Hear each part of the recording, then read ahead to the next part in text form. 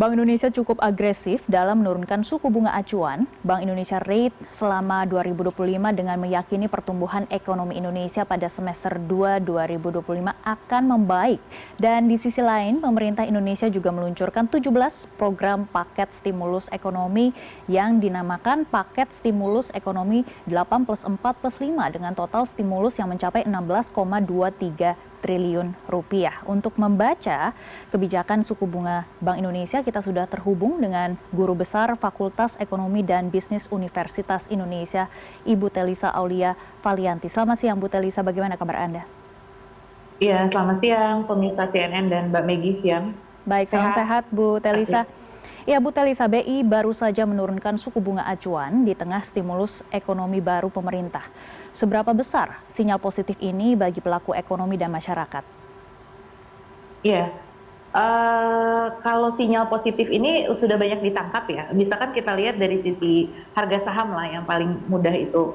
Harga saham beberapa hari terakhir ini kan cukup menghijau ya. Bahkan beberapa hari itu pernah mengalami rekor gitu ya. Jadi artinya signal pasar ini cukup positif karena kan arahnya ekspansif. Meskipun nanti ada masukan, catatan, tapi arah kebijakan ekspansif itu sebetulnya sangat diharapkan dalam kondisi masyarakat demand yang sedang lemah begitu. Jadi arah stimulus-stimulus yang dilakukan itu setidaknya menunjukkan niat itikat baik pemerintah untuk terus mendorong ekonomi kita dan meningkatkan kesejahteraan masyarakat. Jadi kalau yang saya baca signal positif ini sudah baik gitu, sudah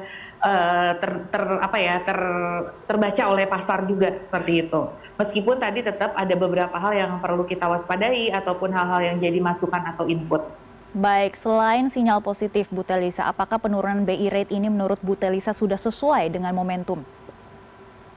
Ya, kalau dilihat memang inflasi tadi ya salah satu indikator. BI rate itu kan biasanya melihat bagaimana stabilitas rupiah, kemudian inflasi, dan output gap.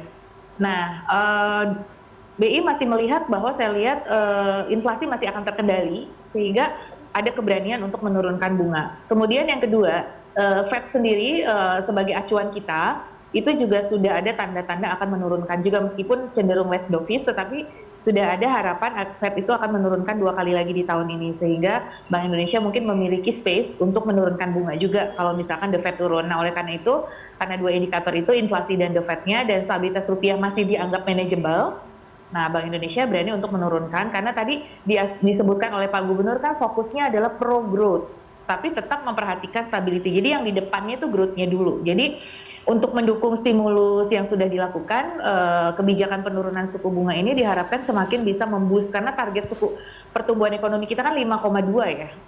Sehingga untuk mencapai angka 5,2 itu memang dibutuhkan booster-booster ini. Nah, salah satunya melalui penurunan BI rate untuk melengkapi stimulus 845, melengkapi penempatan dana 200T kemarin gitu. Jadi memang mengguyur ekonomi dengan likuiditas yang harapannya itu bisa mendorong permintaan kredit, kemudian mendorong ke aktivitas ekonomi yang akhirnya menciptakan lapangan kerja dan juga ya paling ujung meningkatkan kesejahteraan rakyat lah tentu yang ingin kita capai. Baik, Bu Telisa, dengan situasi likuiditas yang longgar ini, apa sebenarnya faktor kunci agar penurunan suku bunga benar-benar bisa tersalurkan ke sektor real, bukan hanya berhenti di perbankan saja? Betul, itu yang jadi concern semua pengamat ataupun peneliti ya, inginnya itu agar ini transmisinya itu bisa lancar gitu. Memang dalam praktik itu tidak semudah itu, terutama dari BI ke perbankan. Apakah nanti perbankan akan menyalurkan kredit lebih banyak, kemudian nanti dari perbankan ke nasabahnya, apakah nasabah akan memanfaatkan peningkatan dana-dana kredit yang tersedia. Nah, kalau kondisi sektoralnya belum baik dari sisi demand ataupun lain sebagainya, ya demand kredit belum tentu akan naik begitu dan belum tentu terserap. Itu kan yang dikhawatirkan. Jadi guyuran likuiditas ini yang jadi PR adalah bagaimana bisa dimanfaatkan. Nah, kondisi di sektoralnya harus favorable, iklim investasinya, perizinannya, masalah premanisme dan pungli itu diselesaikan, perizinan mudah, orang berusaha itu juga mudah, lapangan kerja juga tersedia. Jadi struktur ekonominya harus mendukung begitu dan environment bisnisnya itu untuk masyarakat itu bisnisnya makin oke gitu ya. Misalkan impor juga jangan merajalela sehingga produk UMKM itu bisa punya ruang misalkan seperti itu, sehingga kalau produk UMKM itu demand-nya mulai menggeliat ya nanti kan dari sisi demand kredit UMKM juga akan naik. Nah, likuiditas yang terguyur ini bisa terserap seperti itu. Jadi Dan kemudian apakah kuncinya juga di bagaimana bank ini menurunkan suku bunga kreditnya? Karena belum tentu suku bunga kredit turun ketika BI rate turun ya. Seringkali lebih rigid lah, ada penurunan tapi kecil sekali. Jadi misalkan BI rate turun 25 basis, paling maksimum suku bunga kredit turunnya 10 basis. Nah itu yang jadi PR kenapa bank masih menahan. Nah itu biasanya dari sisi asset liability management, bank masih menganggap risk premiumnya itu tinggi. Nah bagaimana menurunkan risk premium bank agar bank mau menurunkan suku bunga kredit. Nah itu yang jadi PR juga. Jadi bagaimana policy maker nih Bank Indonesia, OJK, LPS berdiskusi dengan perbankan untuk mencari solusi agar perbankan ini bisa menurunkan bunga kredit sehingga masyarakat betul-betul menikmati cost of fund atau bunga yang berbiaya rendah tadi. Seperti itu, agar ini benar-benar dirasakan oleh masyarakat seperti itu, efek positifnya. Baik, Bu Telisa, ini adalah topik yang menarik ya Bu Telisa. Menurut Bu Telisa, sebenarnya apa solusi yang harus diterbitkan oleh pemerintah dan juga perbankan supaya kredit ini juga bisa turun ke masyarakat? Ya, jadi biasanya ada kebijakan makroprudensial namanya GWM LDR, giro wajib minimum dengan loan to deposit ratio. Jadi atau dengan pertumbuhan kredit nanti. Jadi bank-bank itu bisa mendapatkan penurunan GWM atau kewajibannya itu turun kalau mereka bisa menyalurkan kreditnya. Jadi harus ada disertai insentif semacam itu. Jadi bank juga semangat untuk menyalurkan kredit tadi. Seperti itu. Terus kemudian yang kedua, BI bisa menghimbau perbankan untuk melakukan pendampingan kepada nasabah agar lebih bisa memanfaatkan kredit ini.